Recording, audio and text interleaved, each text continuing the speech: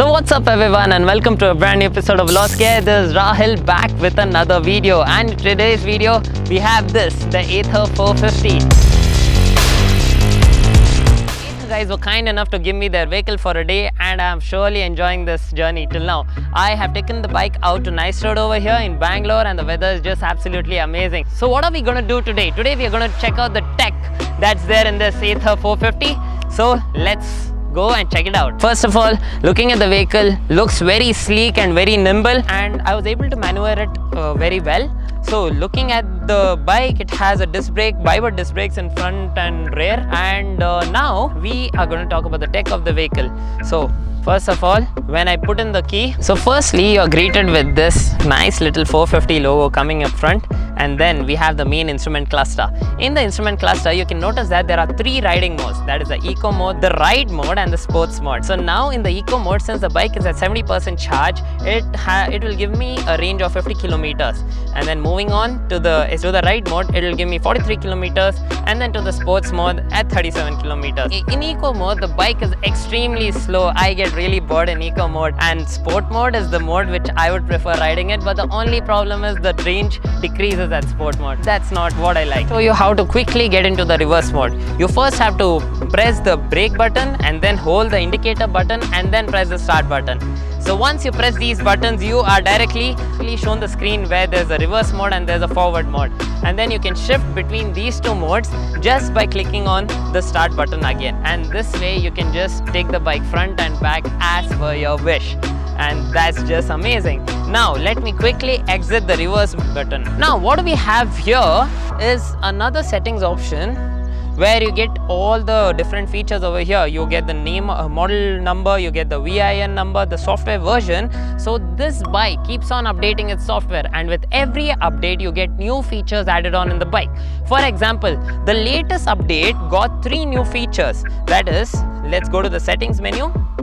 So we get the light background, which is right now the white background, and then we get the dark background. This will be very helpful in the night time where the backlight is dark and the things are very much easily visible. So suggestions from the previous customers led to the introduction of the dark mode. And then we have the auto mode. So according to the time, the bike detects the time, and after 6 p.m. it changes to the dark mode. That's an amazing feature. Then moving down, we have the sound for the turn indicators. You can actually shift between having sound for your turn indicators or not. That's something very new. I've never seen that in any other bike before. And we also have the parking assist sound. So whenever I put the parking gear, you get that teet teet teet sound. That's just amazing. So now we have an addition of 2 new features, that is real-time efficiency and the Guide Me Home light. So what does the Guide Me Home light do? So whenever you reach your house and you switch off the bike, when you switch on the bike's headlamp will be turned on for 10 seconds to 15 seconds until you reach the door of your house, and after 15 seconds the light switches off automatically.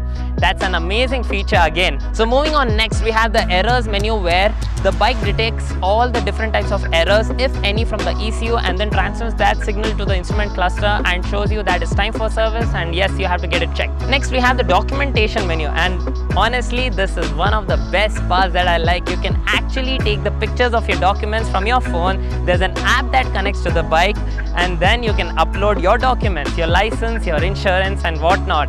This will be very handy whenever you forget your documents at home and you're stuck with the cop on the road. This is just amazing. Too much of tech in this. But yeah, now that we have this bike, I spoke about the on-road price of the bike, and the on-road price comes around 1.33 lakhs. But wait a second, you get a subsidy from government, which brings down the price to 1.13 lakhs on-road price in Bangalore. That's a huge amount, but wait a second, there are different leasing options available and also installments option available on the bike, which makes it easier to own. Well, so this was a walk around of Ather. So now, are we ready for the electric? But what would I say is, you love it or you hate it? in the future you're going to stay with it, and hopefully over time this will surely grow on you. For example, I never used to like any electric vehicle, any electric car or any other electric bike, but as Tesla came on into the market, it started to grow on me, and today I love Tesla, especially the technology that they are providing. In a similar fashion, this is a scooter that actually brought that adrenaline rush in the electric scooters of India. In all the mundane scooters out there, this is surely a very interesting bike, and especially the way it is designed. Look at how much amount of design has gone into this designing of the stand too. Just incredible. So what do you guys think? Are you guys ready for electric, and are you guys ready to shift to it? Let me know in the comments down below. Thanks for watching, and I'll catch you up with the next one.